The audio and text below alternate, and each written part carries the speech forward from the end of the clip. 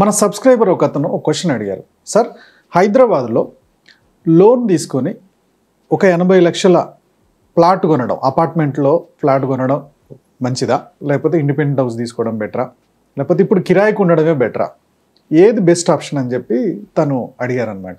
So తన budget 80 lakhs అని చెప్పి తను ఫిక్స్ అయ్యారు. ఈ వీడియో ఇల్లు కొనడం మంచిదా తప్ప రైటా అనే ఆప్షన్ కాదు, అతని పాయింట్ ఆఫ్ వ్యూలో క్యాల్కులేషన్స్ ఎలా చేసుకుంటే బాగుంటుంది అనే ఉద్దేశంతో నేను ఈ వీడియో చేయడం జరుగుతుంది. ఈ వీడియో చివరిదాకా చూడండి, ఇది మీకు ఏమైనా హెల్ప్ అవ్వచ్చు.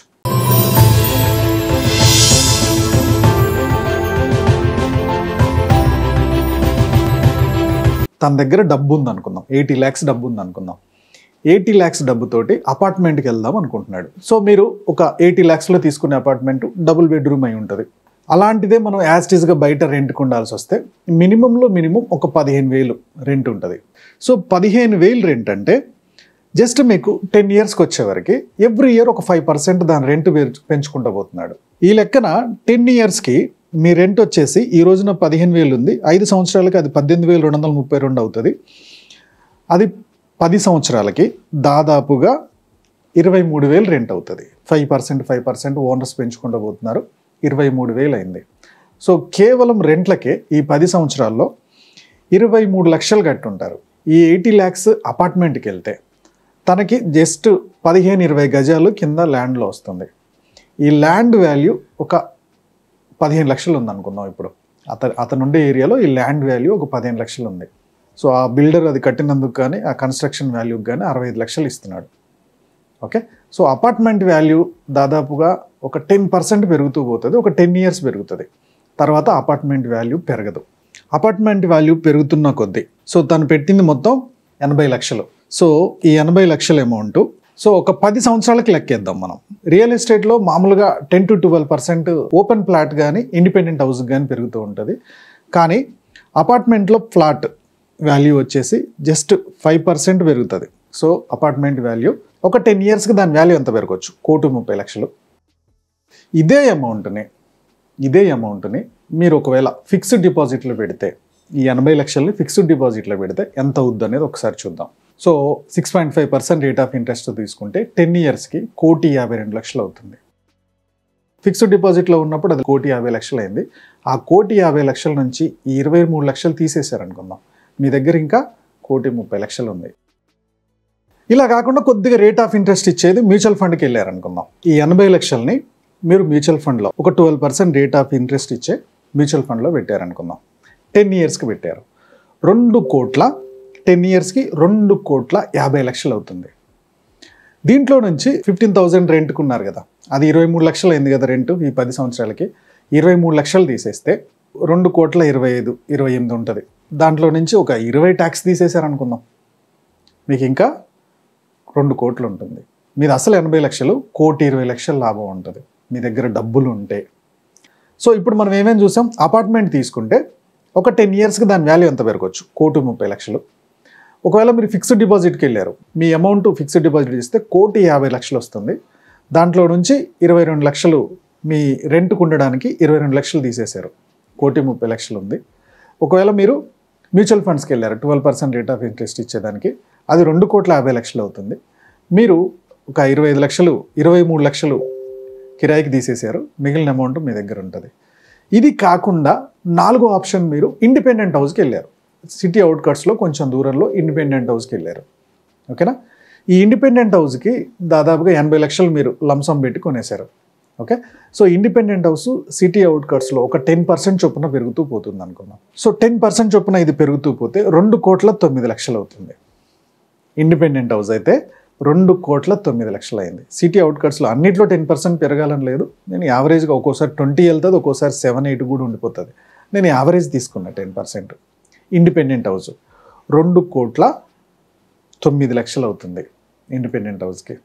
సో ఇక్కడ మీరు కిరాయి కూడా కట్టక్కర్లేదు, మీ ఇంట్లో మీరు ఉంటున్నారు, 2,09,00,000 ప్రాపర్టీ పెరిగింది. ఇప్పుడు నేను 10 yearsకి లెక్కేసాను కదా, ఇంకొక 20 yearsకి చూద్దాం. సో ఇప్పుడు మీరు రెంట్కి ఉంటున్నారు, 15,000 ఇప్పుడు రెంట్ ఉంది. ఇది 5% చొప్పున ఓనర్స్ రెంట్ పెంచుకుంటూ పోతారు. సో 5వ సంవత్సరానికి వచ్చేవరకు 18,000 అవుతుంది. 10వ సంవత్సరానికి వచ్చేవరకు 23,000 అవుతుంది. 35వ సంవత్సరానికి వచ్చేవరకు అంటే 15వ సంవత్సరానికి వచ్చేవరకు 28,000 అవుతుంది. ఇట్లా 20వ సంవత్సరానికి వచ్చేవరకు 36,000 పర్ మంత్ రెంట్ కడతారు మీరు. సేమ్ అదే ప్రాపర్టీ. దీనివల్ల 20 సంవత్సరాలకి 59,50,000 దాదాపుగా 60 లక్షలు రెంట్కి వెళ్ళిపోతుంది. సో 20 ఇయర్స్కి మీరు 80 లక్షలు అపార్ట్మెంట్లో పెట్టారు. 1,30,00,000 10 సంవత్సరాలకి అయింది. ఇంకొక 20 లక్షలు పెరిగితే 1,50,00,000 20 సంవత్సరాలు అపార్ట్మెంట్ వాల్యూ పడిపోతూ ఉంటుంది ఇంకా. ఎందుకంటే ఆ ల్యాండ్ కాస్టే మీకు వచ్చేది. రేపు అమ్మేస్తే ల్యాండ్ కాస్టే ఇస్తారు కానీ మీ అపార్ట్మెంట్ మీ ప్రాపర్టీకి వాల్యూ ఏమి ఉండదు. 1,50,00,000 లేదా గట్టిగా కొడితే 1,60,00,000 వస్తుంది అపార్ట్మెంట్లో. సో ఇప్పుడు మనకి ఫిక్స్డ్ డిపాజిట్లో ఎంత వచ్చింది మరి? ఫిక్స్డ్ డిపాజిట్లో 2 కోట్ల 6.5% రేట్ ఆఫ్ ఇంట్రెస్ట్ చొప్పున 2,90,00,000 అవుతుంది. ఈ 2,90,00,000లో 60 లక్షలు కిరాయికి వెళ్ళిపోయింది. ఇంకెంత ఉంది? 2,30,00,000.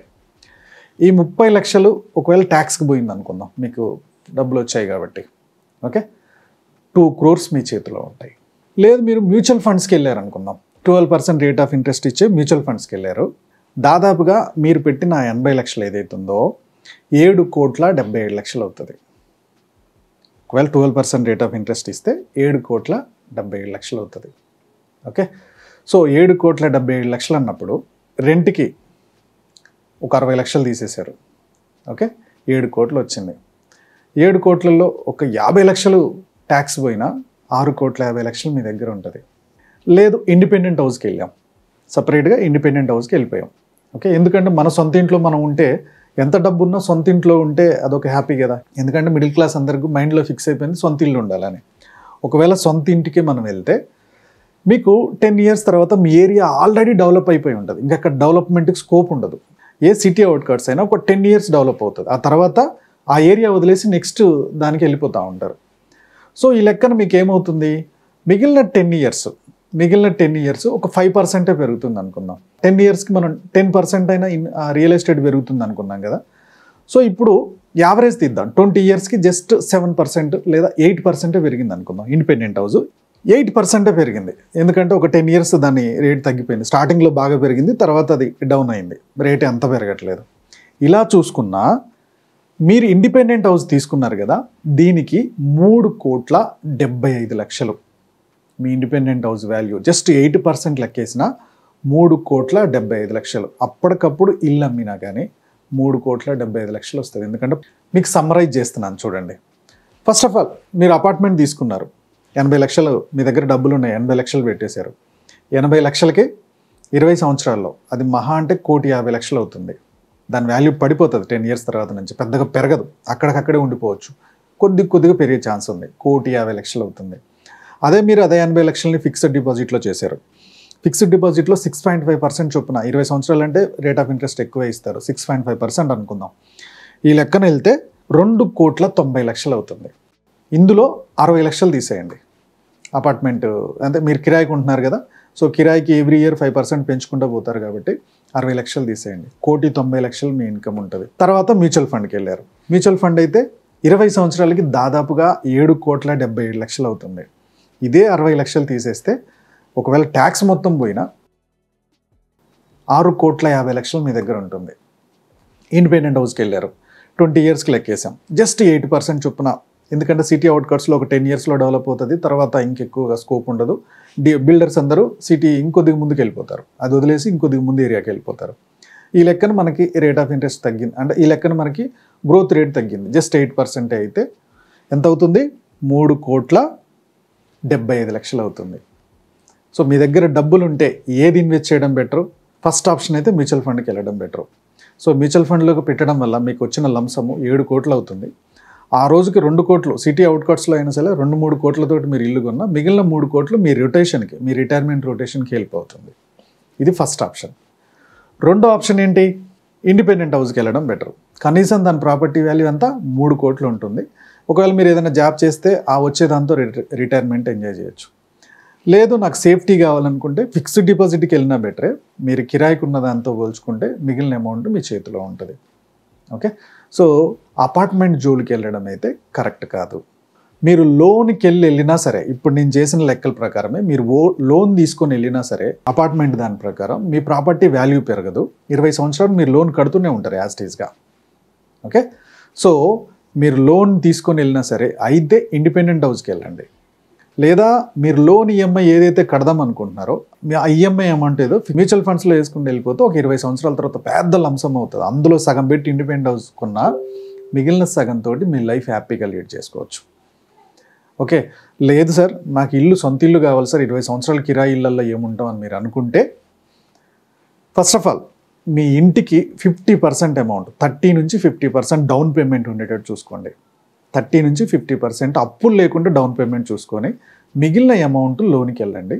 సో ఆ లోన్ తోటి మీరు ముందుకెళ్ళచ్చు. సో ఈ లెక్క ప్రకారం ఏది తీసుకోవాలనేది మీకు ఒక కళ్ళకు కట్టినట్టు క్లారిటీగా లెక్కలేసి చూపించాను. ఇందులో మీకు ఏ పాయింట్ నచ్చిందో కామెంట్ చేయండి. మీ కామెంట్ వల్ల వీడియో కొంచెం జనాల్లోకి వెళ్తుంది, ఎవరికి అవసరం ఉందో వాళ్ళ దగ్గరికి వెళ్తుంది. సో వాళ్ళకి ఒక మంచి ఇన్ఫర్మేషన్ ఇచ్చి వాళ్ళని మిస్గైడ్ కాకుండా కాపాడిన వాళ్ళం అవుతాం. నాతో పాటు మీ బాధ్యత కూడా కదా, మన వ్యూవర్స్ అందరూ కూడా అందరికీ మంచి జరగాలని కోరుకునే వాళ్ళు ముందుంటారు కాబట్టి కామెంట్ చేయడం మర్చిపోవద్దు. మన యూట్యూబ్ ఛానల్ చూస్తున్న మన వ్యూవర్స్ అండ్ మన సబ్స్క్రైబర్స్ లైఫ్లో గొప్పగా స్థిరపడాలని కోరుకోవడంలో మన మనీ మంత్రం ముందుంటుంది. Go self made.